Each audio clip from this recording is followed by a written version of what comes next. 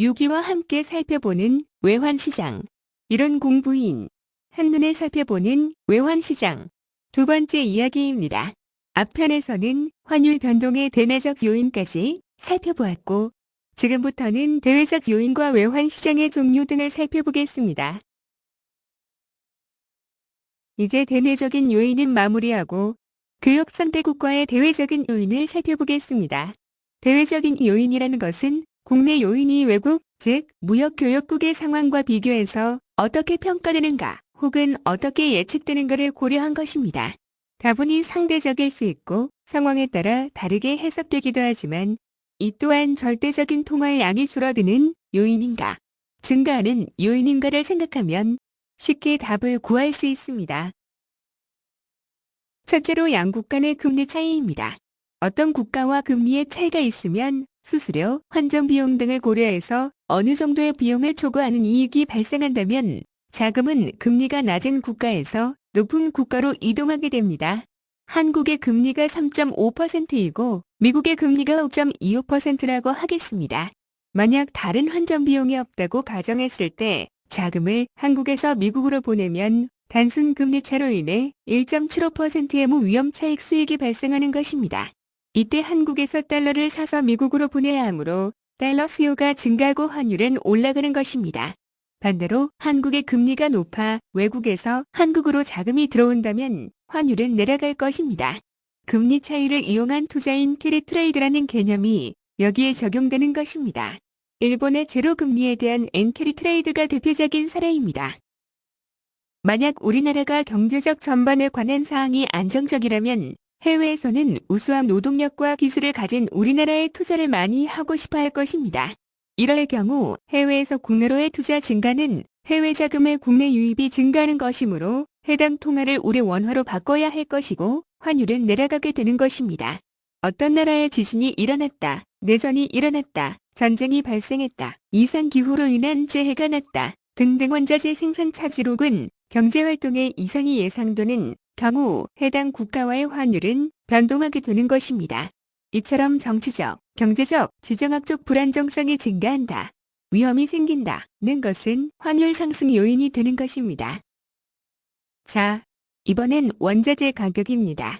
특정 자원을 수입해야 하는데 그 자원의 해외 가격이 올라간다면 그 자원에 대한 구입 가격이 증가하는 것이며 이는 더 많은 금액이 필요하게 되는 것이니 해당 자원의 결제 통화는 올라가게 됩니다. 결국 환율은 상승하게 된다는 것입니다. 만약 원유 가격이 상승하다면 결국 원유를 사기 위해 달러를 더 지불해야 하는 것이고 비싸게 구입한 원유 가격은 국내 유통되는 기름값의 상승 요인이 되는 것이니 물가가 상승하게 되는 것이기도 합니다. 물가는 위에서도 언급했지만 시중의 통화 증가를 유발하게 되고 있는 환율을 상승시키게 되는 것입니다. 마찬가지로 국제 곡물 가격이 상승한다는 것은 밀가루 등 기본 재료비가 올라가는 것이고 이를 수입하기 위해 더 많은 외화를 결제용으로 구매해 해외로 보내야 하므로 환율은 올라가는 것이고 그만큼 비싼 물건을 들여와서 인상된 가격만큼의 비용을 더 지불해야 하니 물가는 올라가는 것입니다. 외환시장도 증권시장처럼 실제 수요자가 있고 투자가 혹은 투기자가 존재합니다.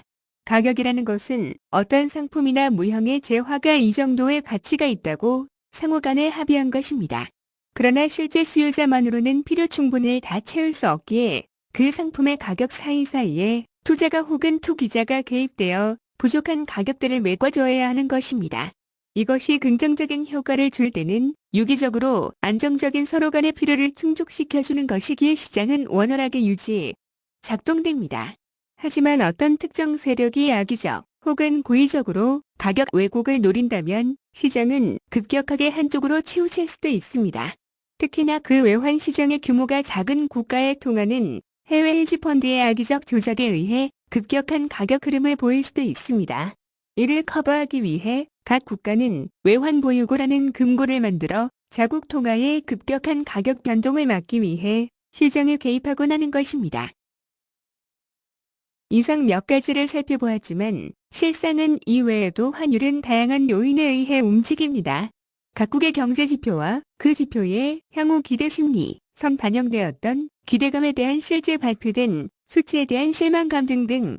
단순히 이론적인 상승, 하락 요인도 그 심리적인 부분을 계산하면 또 다른 방향으로 움직이기도 합니다. 환율은 지표 발표의 시간 개념을 고려해야 합니다. 발표일 이전에 그 발표 수치가 주는 기대감이 먼저 반영되었는가? 실제 수치 발표가 있었을 때 시장은 실망하느냐 또는 더욱 긍정적인 해석으로 환영을 하는가 등이 가격에 더해지기도 합니다.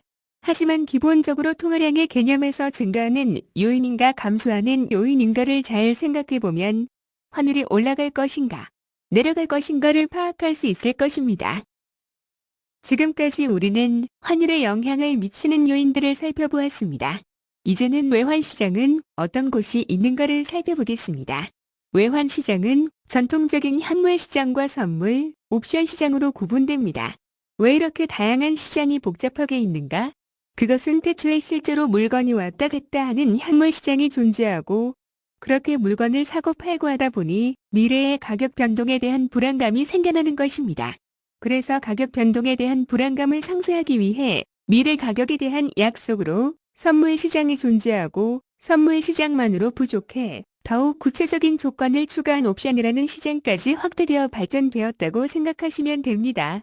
어떤 시장이든 그 시장 내에서 실제 물건을 사고 파는 실거래자만으로는 다양한 미래 가격대의 필요를 다 채울 수 없으니 선량한 투자자들이 생겨나고 그 파생으로 투기라는 자금이 들어와 시장의 미래 가격 예측은 더욱 촘촘하게 형성되고 그 덕분에 실수요자들은 다양한 미래 예측 가격 속에 나름의 만족하는 가격대를 선정해 위험을 회피할 수 있는 것입니다. 현물 시장은 말 그대로 지금의 시점 혹은 가까운 영업일 이내의 실질적인 현물의 결제 또는 현물의 인수도로 인해 자금이 이동하는 것을 말합니다. 은행에서 개인 간에 행해지는 통상의 거래, 그리고 기업에서 결제하는 무역자금, 각 금융사들의 해외 투자 등 이러한 모든 것들이 행해지는 것이 현물 시장을 말하는 것입니다. 각각의 수요 공급에 의해 환율은 올라가거나 내려가고 변동하는 것입니다. 국내에서는 한국자금중개와 서울외국환중개 두 회사에서 각 은행의 거래를 취합해서 가격을 매칭합니다. 자, 선물시장입니다. 선물이라는 개념은 미래의 가치를 예측하고 그 가치 변동에 대해 지금 상호 간의 약속으로 살 것인지 팔 것인지를 미리 결정하는 것입니다. 선물은 미래 일정 시점까지의 가치를 예측하는 것이기에 주식시장처럼 A라는 회사의 주식이 오를 것 같아 구입했다가 만족한 수익이 날 때까지 기다리는 바이 앤 홀드 전략이 적용되지 않습니다. 선물시장은 몇 알물이라는 만기가 존재하고 그 만기가 지나면 그 상품은 사라집니다. 만기에 다음 인도월 상품으로 이월하는 개념도 존재하지만 이것은 엄연히 말해 처음 거래 상품을 정리하고 새로 다음 인도월의 상품을 구매하는 것이라 생각해야 합니다. 선물시장은 사고 파는 양쪽 방향이 자유롭습니다. 내가 오를 것 같으면 사고 내릴 것 같으면 하락하는 방향성에 베팅하는 공매도 형식의 파는 행위가 쉽게 가능합니다. 물론 그 방향의 선택에 대한 대가는 혹독할 수도 있습니다. 선물시장의 증거금, 마진콜 등등 기타 자세한 설명은 생략하겠습니다.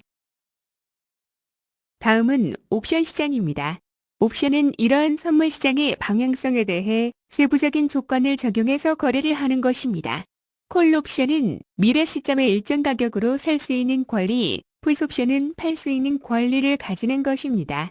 정해진 조건의 미래 가격을 살 권리 혹은 팔 권리를 프리미엄이라는 금액만 내고 사거나 파는 것이 옵션 거래입니다.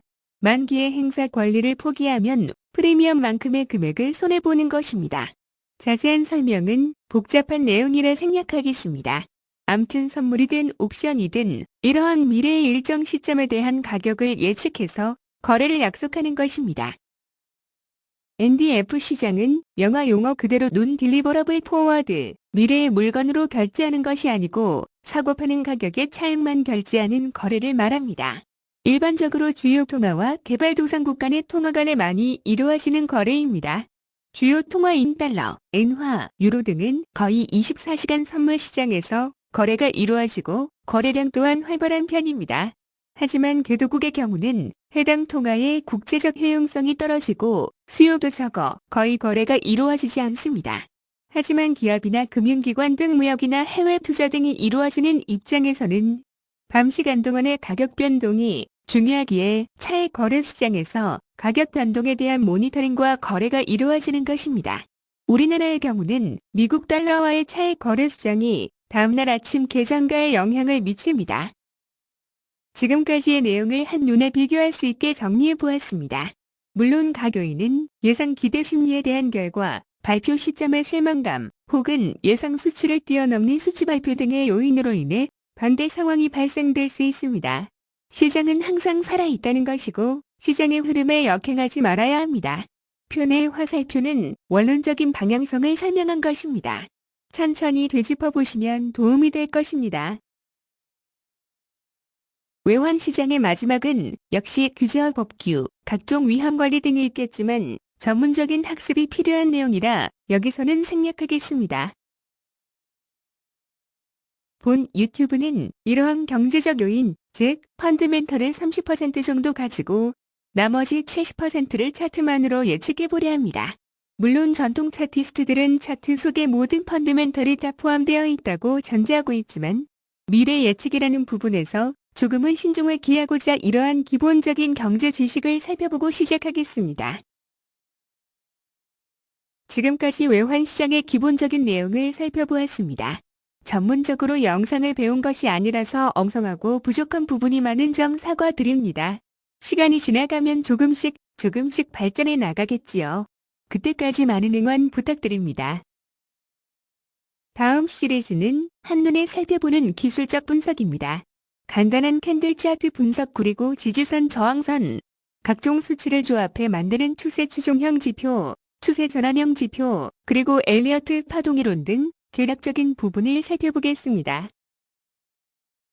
6위의 외환시장 분석에 많은 관심을 가져주시고 많은 응원 부탁드립니다.